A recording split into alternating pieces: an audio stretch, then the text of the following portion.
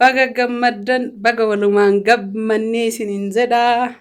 Sarpiraayizii isiniif qabaa yoo yuutuubni kiyyaa 50 seene istiidiyoo ajaa'iba namni sarpiraayiz godhee naa ijaaree naa tolchee caafii asumaan laala istiidiyoo kiyya argitanii. Assalaamu alaikum warahmatullaahi wabarakaatu. Ashama harka fuune hordoftoota fi kabajamtoota kiyya. Sarpiraayiziin istiidiyoo gaafa saniif isin yaa taa'u caafii argitanii. Garuu ammoo tuyyuu ashama harka fuune hordoftoota fi kabajamtoota warroonni amantii biraa qabdan jirra jirtu isiniin jedha isin jaaladha isin kabaja.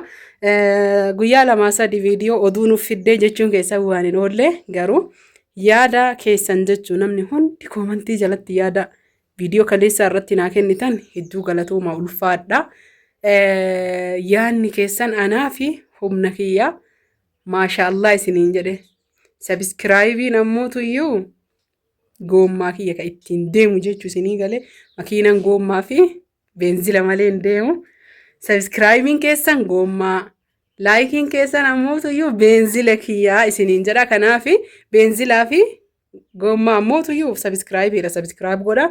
Laayikiin ammoo yeroo hunda makiinaan beenzila malee hin socho'u.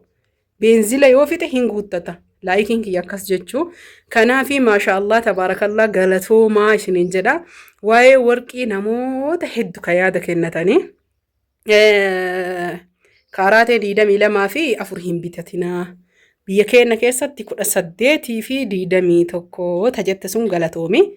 18 rakasa. Biyya keenya keessatti ta'e akka addunyaatitti hir'ina warqiiti. 22 fi 4 illee dhaba yookiin ammoo sababa gadi bu'iinsa maallaqa biyya keenyatiif malee warqiin rakasa ta'ee yookiin ammoo tuyyuu biyya keenya hin jiru ta'eeti miti. Amma osoo maallaqa qabaadhe 24 san nama bichisiifadha isinii galee. Kanaaf hordoftoota fi kabajamtoota kiyyaa 21 gadi hin bitatinaa. 21 qarshii bareeda gurgurattan yoo gurgurattanii akkasuma ammoo tuyyuu 18 inuma hin bitinaa. Ammallee warqiin isin bittan ka Bahreenii ta'uu qaba. Warqiin Bahreenii akka addunyaatitti jechuun dhaladhee hagana ga'ee xiqqeen irraallee ka Bahreenii akka bareedaa ta'e hin beeka. Har'allee saammaa kanallee wallaahi laaziman warqii giraama takkaa jechuun isinii galee kakachuun barbaadu garuu isin amansiisuuf jecha warqii giraama takkaa yeroo galu giraama takka lama akkanumaan ka bitetu jira. Waan na fayyadde anatu beeka. Anaa miti namallee fayyaddee jirti. Osoo yaadiin jechuudha. Kanaaf giraama takka taatee lama taatee sadi taatee bitadha. Meeqa 21 haa ta'uu 2 ta'uu garuu ammoo Bahreenii bitadha isinii galee baay'ee bareeda gurgurama biyya keenyatti. Itti aansuun namootiin hedduun jechuun meeshaa gatiin ol ka'e isin rifachiisin. Sharafni ol ka'e moo ol hin kaane birrii sharafa bareeda maallaqa ol ka'an ergataa. Meeshaan ammoo biyya hoddada jettanii rifatina. Inta wanni hundi addunyaa wal wajjiin deemti wal cina. Halkanii fi guyyaa akkuma rabbiin uume widdii fi sharafa keessanillee waddachiisin warri biyya keessa jirru. Sharafa dinhaara, riyaala, doolaara, yuuroo waan tokko doon sharafatini itti gammannee jiraataa jirra. Alhamdulillah itti shakkara. Ammoo ijoolleen amantii biraa qabdani hundi keessanuu jechuun warri meeshaa keessanirra ajajattan hedduu isin galateeffadha isin kabaja. Irra caalaa ka isaan gammachiise maaliif isaan sirri kabaja beeytanii waan hintala Oromoo tahee fi dhiini Oromummaa na keessa jiru qofaaf meeshaan irraan ajajatan. Nama meeshaa aadaa jechuun ijoollee Wallaggaa waan akka qorii nyaataa baay'een fayyadamnadhaan biyya isaaniitti. Garuu sababa na jaalataniif ka bitatantu jira. Qorii abbaa gadaa ka Arsii isinii galee. Kanaaf baay'ee kabaja baay'ee jaaladha akka isaan na jaalatanitti. Oromoo waan ta'e qofaaf jecha ijoolleen Amboo meeshaa bitatanii Finfinneen naaf fidanii Finfinneen ganaa nama achi erganii achirraa fudhatan. Kuni maalirree jaalalaa fi kabaja jechuudha. Isaan naaf qaban anillee isaaniif qaba. Akkasuma kanaaf waa'ee sharafaa jechuudha. Doolaara, dinhaara, riyaala akkasuma ammoo tuyyuu maallaqoonni addunyaa kanarra jiran dabalee jira. Namni hundi keessan ni beeytanii. Sababa kanaaf meeshaaleen hin waddada. Meeshaa jennaaniin isin haa galu. Moofara qonnaa isinii galee miti ka dabale.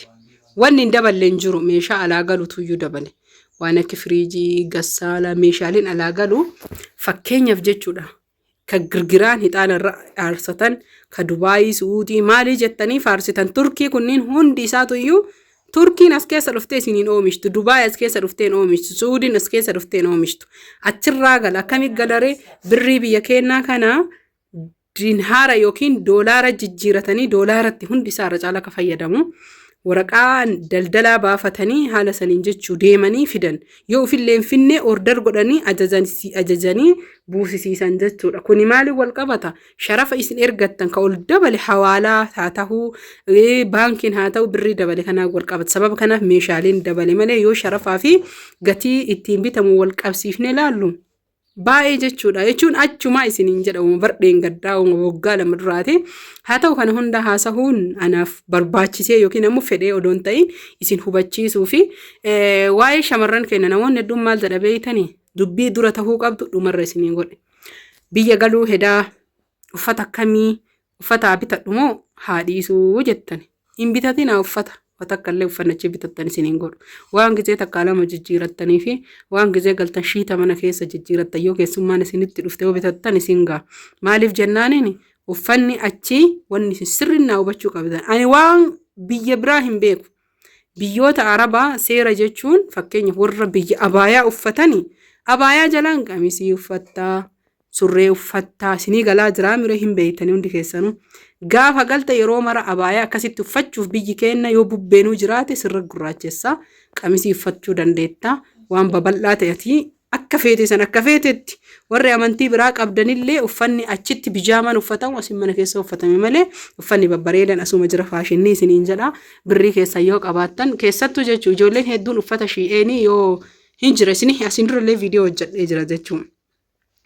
Afrikaa yookiin shariikaa shi'eenii irraa namoonni hedduun uffata birrii 45 35 25 warri ajajattanii yoo isin bira ga'e gaabbitan garuu injira inni oriijinaala ta'e ka birriin isaa ol dabalu inni sun yoo bitattan bareeda dandeettanii jechuudha.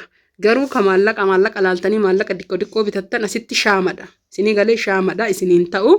Kanaaf babbareedaa laalaatii bitadhaa yoo bitattanillee sanuu haga murtaa'e. Haga murtaa'e kaargoo ufitti hin baasina.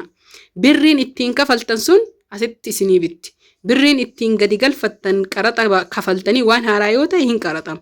Kiiloo 40-45 haga kiiloo 50 ammoo tuyyuu galachuun hin dandeetta. Waan hagana uffata jijjiirattan yoo gootan achi taree garii yoo galee ebaluun na dhufa. Ookasittuun dhufanii ookasit dhufan.